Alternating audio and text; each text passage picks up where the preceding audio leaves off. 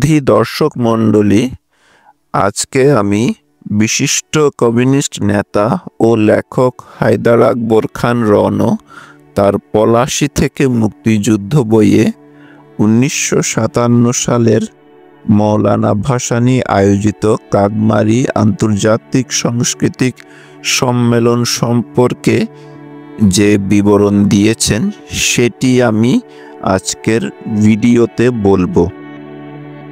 1957 সালের 9-10 তারিখে কাগমারির মতো একটি অজগ্রামে মৌলানা ভাসানী এক আন্তর্জাতিক সাংস্কৃতিক সম্মেলনের আয়োজন করেছিলেন। তার উদ্দেশ্য ছিল এক, বাঙালির নিজস্ব সংস্কৃতি, বিশেষ করে গ্রামীণ মানুষের সংস্কৃতি উপস্থাপন করা। 2, আন্তর্জাতিক সংস্কৃতির সঙ্গে আমাদের ঘনিষ্ঠতা ও সম্পর্ক স্থাপন করা। 2 দিন ব্যাপী এই সাংস্কৃতিক সম্মেলনে যা যা হয়েছিল তা হলো: 1, দেশি বিদেশি আমন্ত্রিত মনীষীদের বক্তৃতা ও প্রবন্ধ পাঠ। 2, ঐতিহ্যবাহী গ্রামীণ সংস্কৃতির কিছু দিকের প্রদর্শনী, যথা কবিগান, কবিয়াল রমেশ শীলের কবিগান, তার মধ্যে অন্যতম দেশাত্মবোধক গান। কণ্ঠশিল্পী আব্দুল লতিফ প্রধানত গলায় হারমোনিয়াম ঝুলিয়ে গান গাইতেন। রংপুর দলের ভাওয়াইয়া গান, শেরপুর সম্প্রদায়ের জারি গান, তসের আলী ও সম্প্রদায়ের জারি গান, চট্টগ্রাম পার্টির নবজীবনের গান ইত্যাদি। বিখ্যাত কণ্ঠশিল্পী আব্বাস উদ্দিন সম্মেলনে উপস্থিত থাকলেও তিনি গান গাননি, তবে তার বড় ছেলে মুস্তফা জামান আব্বাসী গান গেয়েছিলেন। এছাড়াও ছিল পশ্চিম পাকিস্তানিদের লোকনৃত্য দল, রংপুর থেকে আগত লাঠিয়ালদের লাঠি খেলা এবং তরবারি ও রামদার খেলা। আরও ছিলেন লালন শাহর গ্রুপ, মাদাম আজুলির সঙ্গে আসা পশ্চিম পাকিস্তানের একটি নৃত্যশিল্পীর দল নৃত্য পরিবেশন করেন। সিন্ধু ও সীমান্ত প্রদেশের কয়েকজন লোকসঙ্গীত শিল্পী কাগমারি সম্মেলনে ছিলেন, তারাও গান গেয়েছিলেন। 3, বিখ্যাত শিল্পী জয়নুল আবেদিন ও কামরুল হাসানের আঁকা কিছু চিত্র প্রদর্শনীয় ছিল এই সম্মেলনের অন্যতম আকর্ষণীয় বিষয়। শিল্পী কামরুল হাসান তার ছাত্রছাত্রীদের দিয়ে ব্রতচারীর নৃত্যর প্রদর্শনী করেছিলেন।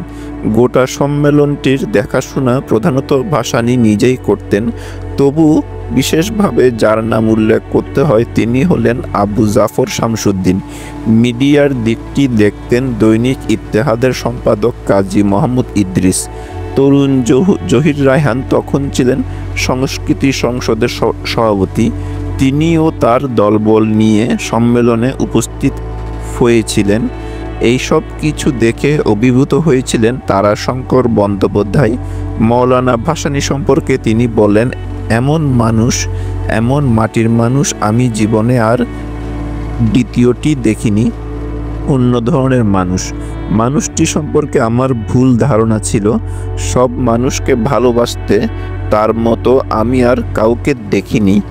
ভারতের কমিউনিস্ট পার্টির অন্যতম নেতা ও বিখ্যাত কবি গোলাম কুদ্দুস, যার ইলা মিত্র শীর্ষক কবিতাটি বিখ্যাত, ভাসানী সম্পর্কে বলেন যে কৃষক শ্রমিকের প্রতি এমন অকৃত্রিম ভালোবাসা উপমহাদেশের আর কোনো নেতার রয়েছে কিনা তা তার জানা নাই। আমন্ত্রিত দেশি বিদেশিদের মধ্যে যারা লিখিত প্রবন্ধ পাঠ করেছেন অথবা বক্তৃতা দিয়েছেন অথবা উপস্থিত থেকেছেন তাদের মধ্যে অন্যতম তারাশঙ্কর বন্দ্যোপাধ্যায় ভারত, কাজী আব্দুল ওদুদ ভারত, অধ্যাপক হুমায়ুন কবির ভারত। তিনি তখন ভারতের মন্ত্রী ছিলেন কিন্তু মন্ত্রী হিসেবে আসেননি।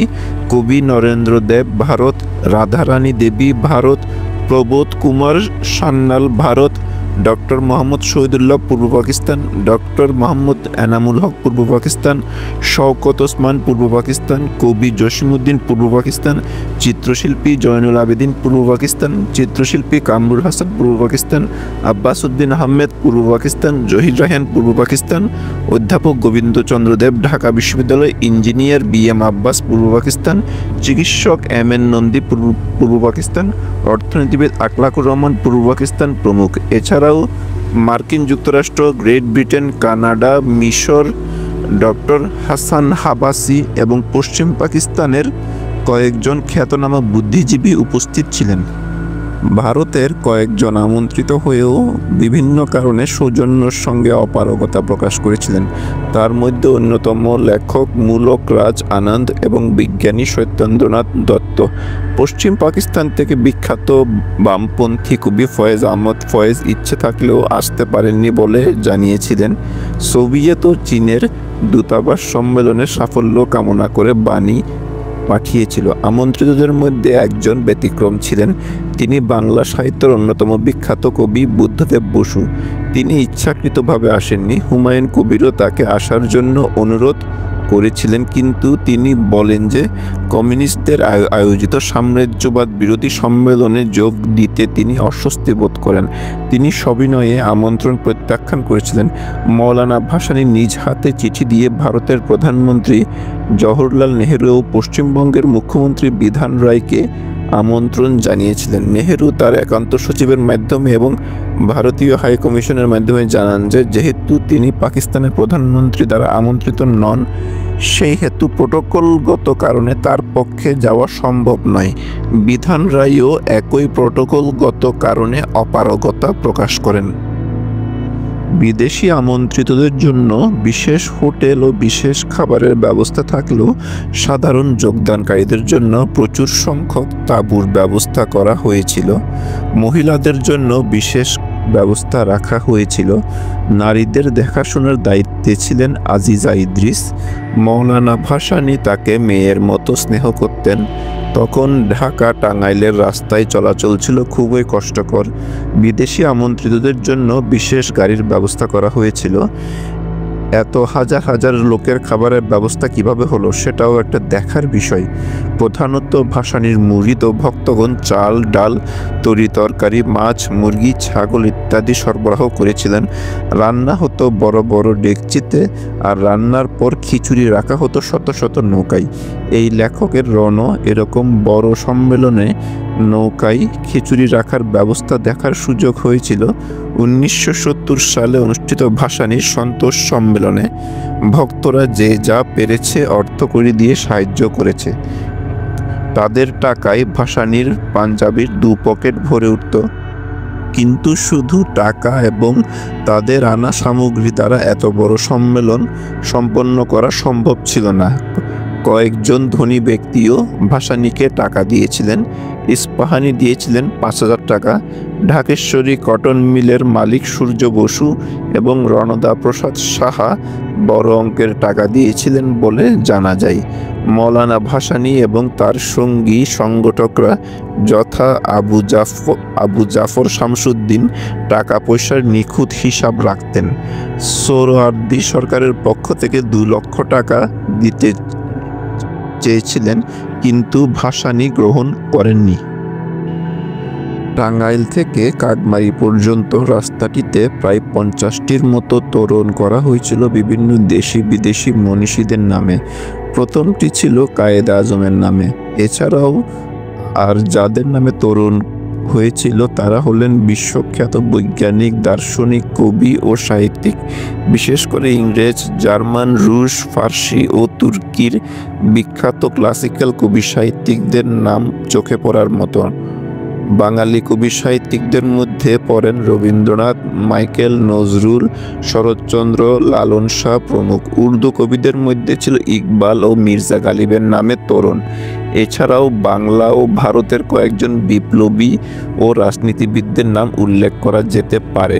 তারা হচ্ছেন গান্ধী, সুভাষ বোস, চিত্তরঞ্জন দাস, ক্ষুদিরাম, তিতুমির, হাজী শরীয়তুল্লাহ, মজনু শাহ, কৃষক বিদ্রোহের নেতা মোহাম্মদ আলী, শওকত আলী প্রমুখ। আরও ছিল স্বামী বিবেকানন্দ, হাসরাত মোহানি, নবাব আব্দুল লতিফ, সৈয়দ আমির আলী, বিজ্ঞানী জগদীশচন্দ্র বসু, নোবেল পুরস্কার প্রাপ্ত বিজ্ঞানী সিভি রমন প্রমুখের নামে তোরণ।